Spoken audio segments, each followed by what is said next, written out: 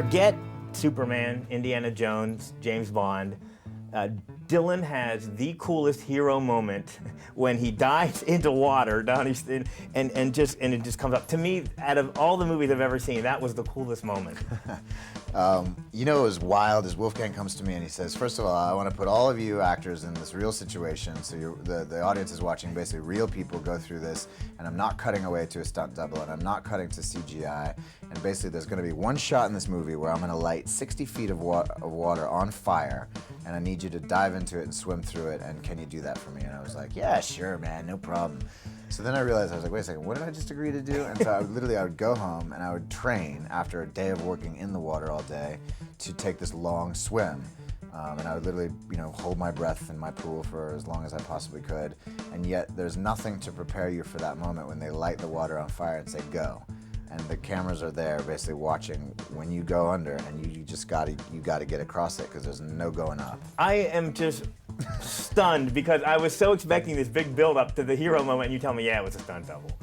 I mean, okay, so the first time he did it, obviously, you had to do it again though, right? How many times? We did it about 6 times, and honestly, I oddly enough got a little bit more panicked each time. I would think it would get easier. And it got worse because, well, first of all, what happened is the water got hotter. Yeah. Okay. So I was like, the water's getting hotter, guys.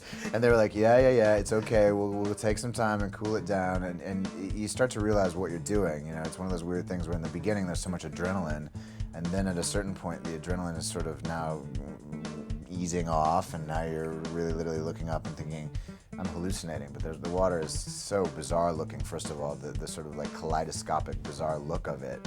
Of being under a wall of fire. Now, you weren't really carrying a hose, were you? Because they had to do that special effect-wise or something. No, I did, but they just pinned a hose to my body. Weren't you worried that a jerk or something would have got caught? There again are people around you looking out for you, but I'll tell you a weird story about that shot, which was when they first prepared me for it that day, as they said, the safety divers said, if you swim upwards, we have fins on, we can swim faster than you, and we will knock you down and put a regulator in your mouth, which will be faster than turning the water off, or turning the fire off. So I was like, wait, you're gonna knock me down? And they said, that's the only way we're gonna be able to keep you safe. You cannot go up. Once you go to a certain point, we will be in there and we'll knock you down.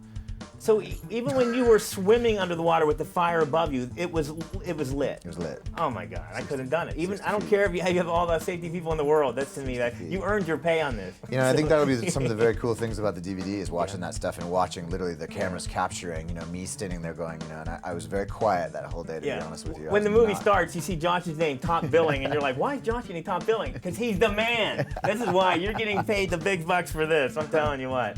I just freaking love this movie. It's just to me that, you know what? Because there's no character development. Exactly. Boom, who is this guy? Don't care. We're in trouble. Save the world here. Why would you care? I mean, honestly, we thought about that. We're in a situation where, like, these people don't know each other. They're not going to take a moment to be like, hi, how are you? Right. I know they like your shoes, man. I mean, you're not going to do that. You're going to be like, get out. Okay. And particularly my character is going to be like, look, man, shut up. Yeah, because Dylan, Dylan, one last question. Dylan's just a loner rebel. He doesn't care, doesn't want to save him, but yet the effect of the girl dying is such an effect on him, and I was wondering why. I mean, do you have an answer for that? Because he promised her. That's why. He simply promised her that he would get her through this situation, and when he fails, I think it cracks him, and he then he starts to have a real sense of, I'm going to die in this situation, and there's a sense of, I don't want the responsibility. I never wanted the responsibility.